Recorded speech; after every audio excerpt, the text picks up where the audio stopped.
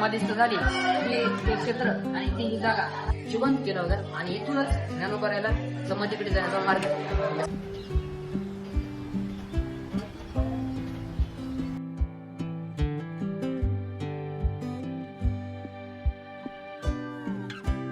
आता आम्ही आलो सिद्धपेठला, महाराजांनी चालवलेली कारण आळंदीचे सर्व ठिकाण वगैरे पाहिले.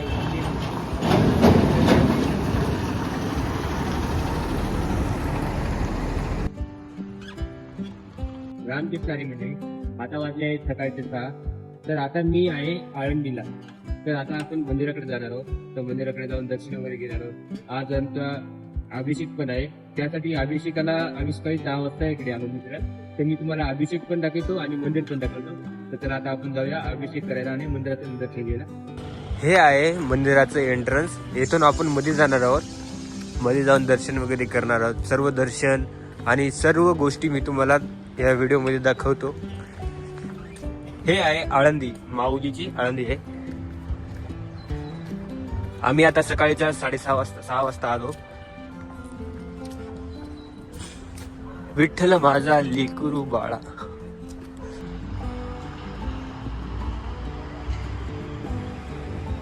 सकाळी 6 वाजता रामाने अभिषेक घेतला आहे. आज अभिषेक आहे रामाचा. तर आता आम्ही मध्ये जाणार आहोत. मध्ये जाऊन अभिषेक वगैरे करणार आहोत. आता आपण मध्ये जाऊया. मध्ये जाऊन तुम्हाला दर्शन वगैरे सर्व करून आणतो. जय जय राम कृष्ण हरी, जय जय राम कृष्ण हरी.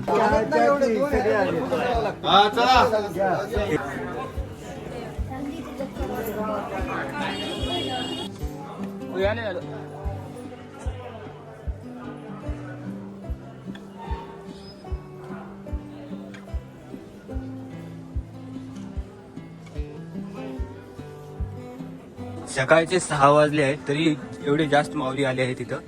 तर आता आम्ही सर्व आता आमचा माऊली आहे त्यांना भेटायला सध्या नागेश म्हणून आहे त्यांनी.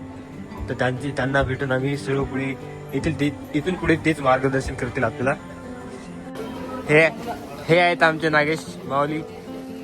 इथून पुढे हेच मार्गदर्शन करतील आणि आपल्याला आळंदी विषयी संपूर्ण माहिती यांनीच सांगतील. तर आम्ही सकाळचा इथं प्रसाद घेणार आहोत. तर प्रसाद घेऊन मंदिराचे दर्शन करणार आहोत. हे सर्व माऊली जे प्रसाद ग्रहण करून मध्ये दर्शनासाठी येणार आहेत. अभिषेक करायचा असेल आळंदी या ठिकाणी मंदिराला अभिषेक करायचा असेल तर तुम्हाला अगोदर तुम्हाला पास वगैरे काढावं लागेल. 20 रुपयाचे पास. 20 रुपयाचे पास आहे.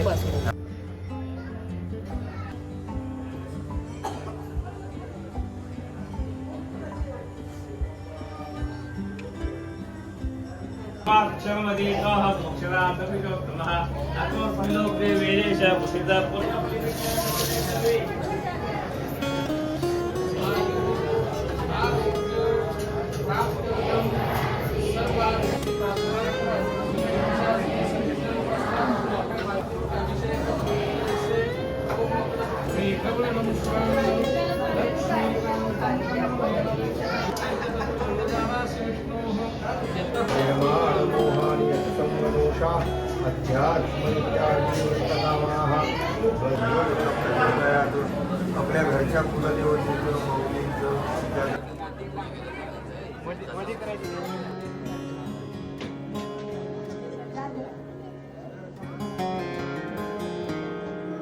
आता माऊलीला अभिषेक वगैरे सर्व झालेला आहे. आता आम्ही मंदिर पाहण्यासाठी चलो. आता नागेश माऊली आम्हाला सर्व माहिती सांगणार इथं कुठे काय आहे सर्व. कारण मला काही माहिती नाही तेवढं, पण नागेश माऊली आपल्याला सर्व गोष्टी सांगणार आहेत. तर चला आपण सर्व गोष्टी मी तुम्हाला विस्तारानं सांगतो. रामकृष्ण हरी भक्तीचा आता आपला अभिषेक झालेला आहे. आता आपण दर्शनासाठी जाऊ. चला. हे मुक्ताई मातेचं मंदिर आहे. हे मुक्तामाई आहे. हे ज्ञानोबारायांची बहीण आहे मुक्ताई. पाहू शकता ज्ञानोबाराय ज्या ठिकाणी समाधीस्थ झाली ते क्षेत्र आणि ती ही जागा. आणि हे पाहू सुद्धा तुम्ही ज्यावेळी ज्ञानोबारायांना गाभाऱ्यात जाण्याचा मार्ग आहे हा इथूनच चालू झालेला आहे. आणि हा मार्ग इथेच आहे. चला तुम्ही पाहू शकता. ज्यावेळी नामदेवराय ज्ञानोबारायांच्या कंठाला जी मुळी लागलेली होती ते काढण्यासाठी आली त्यावेळी हाच तो नंदी. हा नंदी दगडाचा, हा नंदी पाषाणाचा असून हा पाषाणाचा नंदी पाषाणानंतर नामदेवरायांनी स्वतः उठवला म्हणजे जिवंत केला होता आणि इथूनच ज्ञानोबारायला समाधीकडे जाण्याचा मार्ग असं नामदेवरायांनी.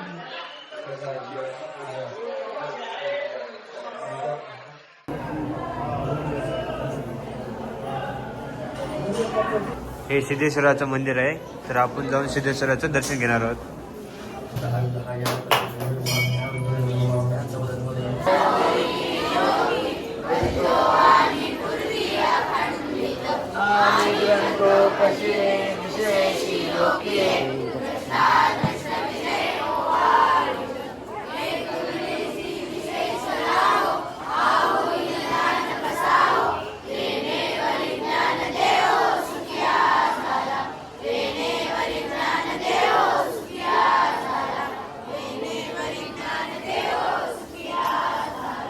आपल्या शाळेमध्ये जे आपण पसायदान म्हणतो ते पसायदान कोणी निर्माण केलं, कशामुळे केलं, याबद्दलचा इतिहास काय आहे ते आपले माऊली आपल्याला लिहिलं आहे. संत ज्ञानेश्वर माऊलींनी ते आपले कशामुळे लिहिलं आणि ते काय काय आहे त्याबद्दल माहिती, त्याच्या मागचा इतिहास ते आपल्याला माऊली सांगतील. हे जे पसायदान आहे हे पसायदान ज्ञानोबारायांनी गुरुकडे केलेली मागणी.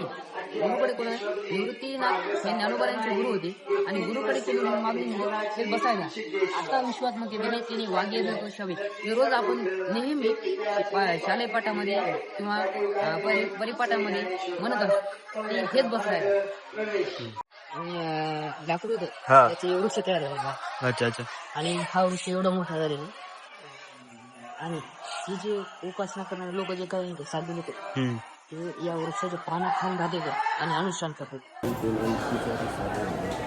हे जे वृक्ष बघताय तुम्ही, हे वृक्ष संत ज्ञानोबारायांच्या काठीला पान फुटलं म्हणे, त्यानंतर त्यापासून एक हे पूर्ण विशाल वृक्ष तयार झालं. आणि हे जे संत साधू तुम्ही पाहता ते जे बसून आहेत ना, हे तपस्या, हे या झाडाचे पानं वगैरे खाऊनच करतात ना, पानं वगैरे खाऊन तपस्या वगैरे करतात म्हणजे. हे आहे सुवर्ण वृक्ष.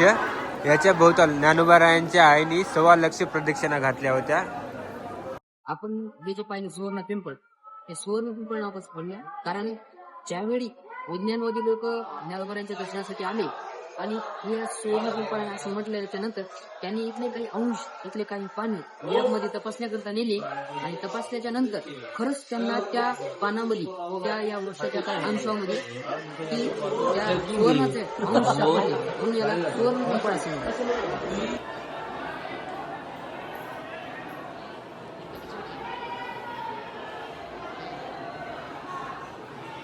हे जे वेद बघताय तुम्ही, हे ना ज्ञानोबारायांनी रेड्याच्या मुखातून बोलून घेतला वेद आहे. ते आता याच्याबद्दल माहिती आपल्याला नागेश माऊली सांगतीलच. ते आता जो तुम्ही वेद पाहिला तो वेद पैठण या क्षेत्र ज्ञानोबारायांनी रेड्याच्या मुखातून बोललेला आहे आणि तो वेद हाच इथं ज्ञानोबारायांच्या पिंडामध्ये ठेवलेला.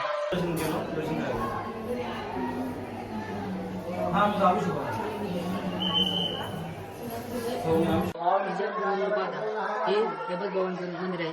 ज्ञानोबारायांचे जे निष्ठावंत भक्त होते, जर अवध भजनासाठी जर बसले आणि ज्ञानोबारायांचं जर भजन अवधवान चालू केलं तर साक्षात समाधी सुद्धा डोलायची, एवढी भजनामध्ये चालत. आणि हेच ते हे बघ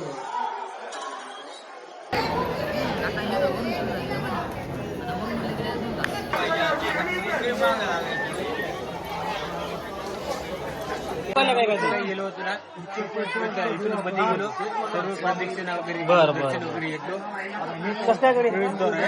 आता आमचं सर्व दर्शन वगैरे झालंय.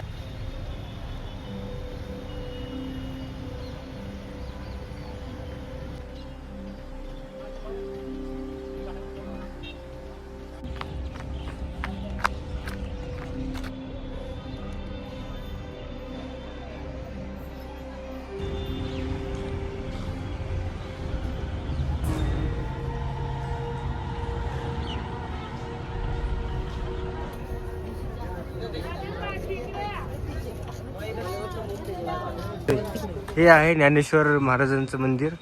तर आपण मध्ये जाऊन दर्शन वगैरे घेऊया. खूप सुंदर मंदिर आहे. हे आहे ज्ञानेश्वर मंदिर. या पूर्ण मंदिरामध्ये हर दगडावर ज्ञानेश्वरी लिहिलेली आहे, तुम्ही इथे पाहू शकता. आणि मध्ये सर्व देवांची मूर्ती आहे, सर्व देवांच्या, ते मी तुम्हाला मध्ये गेल्यानंतर दाखवतो. चला आपण मध्ये जाऊया.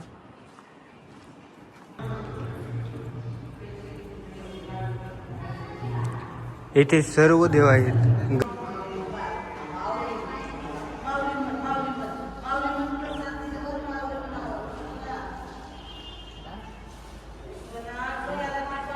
गणपती बाप्पा, दत्तात्रय प्रभू, महादेव आणि हे सर्व नवनाथ आहेत. ज्ञानेश्वर माऊली आहेत. हे आहे श्रीकृष्ण, हे लक्ष्मी देवी, हे विष्णू भगवान, हे निवृत्तीनाथ आहेत, हे आहेत बालाजी. आपले इथं विठ्ठल रुक्मिणी आहेत, तर संत तुकाराम आहेत, हनुमान आहेत, महादेवाची पिंड आहे. हे सर्व देव आहेत. इथे येऊन तुम्ही पाहू शकता. ही जी समाधी पाहता हे आहेत हरिभक्त परायण गोविंद महाराज केंद्रे, की या सर्व मंदिराचे संस्थापक अध्यक्ष अति सुपते निवड होते, हेच त्यांची समाधी. आता आम्ही आल्या फर्स्ट फ्लोअरवर. तर वर बघा, हे आहेत ज्ञानेश्वर माऊली. आणि हे इकडे तुम्ही पाहू शकता संपूर्ण ज्ञानेश्वरी इथे लिहिलेली आहे. हर हे बघा, ग्रंथराज ज्ञानेश्वरी अध्याय पहिला. आता इथून पुढे पाहू शकता हर म्हणजे प्रत्येक भिंतीवर ज्ञानेश्वरी लिहिलेली आहे. हा, आणि विशेष हे सर्व दगडात कोरलेली ज्ञानेश्वरी आहे. हे पूर्ण कोरलेली ज्ञानेश्वरी आहे, पूर्ण भिंतीमध्ये कोरून ठेवली. हे बघा, पूर्ण तुम्हाला दिसते, पूर्ण दाखवतो. हे जे तुम्हाला पूर्ण दिसते हे पूर्ण 18 अध्याय ज्ञानेश्वरी दगडामध्ये कोरलेली आहे. हे त्याचं विशेष म्हणजे ते दगडामध्ये कोरलेले.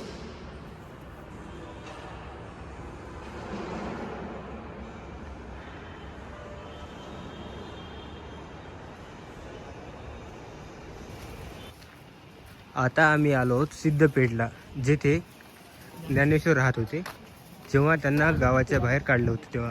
तर आता आपले नागेश माऊली आपल्याला सर्व इथली माहिती सांगणार आहेत, तर त्यांचं आपण ऐकूया. आपण पाहू शकता, ज्यावेळी आळंदी ग्रामस्थांनी ज्ञानोबारायांना गावाच्या बाहेर काढून दिलं, त्याच्यानंतर ज्ञानोबाराय इथं येऊन वास्तव्याला होते काही दिवस, म्हणून ही तपोभूमी म्हणून ओळखली जाते. कारण ज्ञानोबारायांचा स्पर्श या भूमीला झाल्यामुळं ही तपोभूमी म्हणून ओळखली जाते.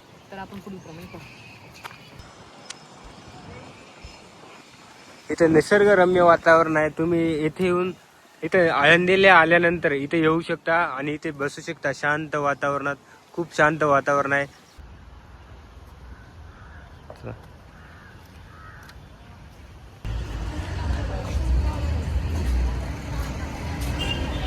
ज्ञानेश्वर महाराजांनी चालवलेली भिंत, ज्यावेळी ही जी भिंत ज्ञानोबारायांनी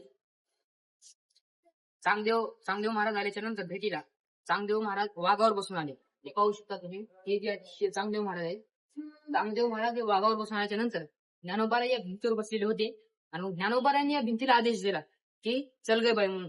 तर हे जी भिंत तरी चालायला लागली, निर्जीव भिंत असून चालायला लागली. तुम्ही पाहू शकता. हे चांगदेव महाराज आहेत. हे चांगदेव महाराज वाघावर बसून आलते आणि ज्ञानोबाराय हे भिंतीवर बसलेले होते. सकाळचं ऊन खात बसल्याच्या नंतर ज्यावेळी कळालं ज्ञानोबारायला की चांगदेव महाराज ज्यावेळी ज्ञानोबारायला कळालं की चांगदेव महाराज आलेले आहेत, या भिंतीवर बसूनच ज्ञानोबारायांनी एक लीला केली. आता मी आहे श्री संत ज्ञानेश्वर महाराजांनी चालवलेली भिंत या ठिकाणी आहे. आता मी सर्व आळंदी पाहणं झालं, सर्व आळंदीचे ठिकाणं वगैरे सर्व पाहिली आहे. तर आता मी ही ब्लॉग इथे म्हणजे इथेच थांबवणार आहे, कारण आळंदीचे सर्व ठिकाणं वगैरे पाहिले तुम्ही माझ्या ब्लॉग मध्ये पाहिला असेल मागं. तर आता मी हा ब्लॉग संपणार आहे. आता आम्ही जाणार आहे तुळापूरला. तर ते तुळापूरचा ब्लॉग मी पुढचा ब्लॉग हे तुळापूरचा राहणार. तर माझ्या चॅनलला सबस्क्राईब करा, लाईक करा. आणि विशेष म्हणजे माझ्या चॅनलमध्ये नवीन गोष्टी तुम्हाला शिकायला भेटतील आणि काही गोष्टी पाहण्यासाठी भेटतील. तर माझ्या चॅनलला सबस्क्राईब करा.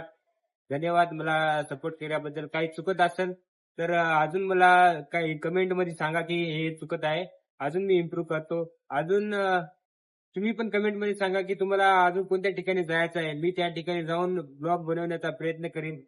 तर आता देवाची आळंदी हे तीर्थस्थळाची यात्रा आपली संपलेली आहे. तर आता मी इथून पुढे जातो. तुम्हाला पुढच्या ब्लॉग मध्ये नवीन ठिकाणी जाऊन नवीन ब्लॉग दाखवतो.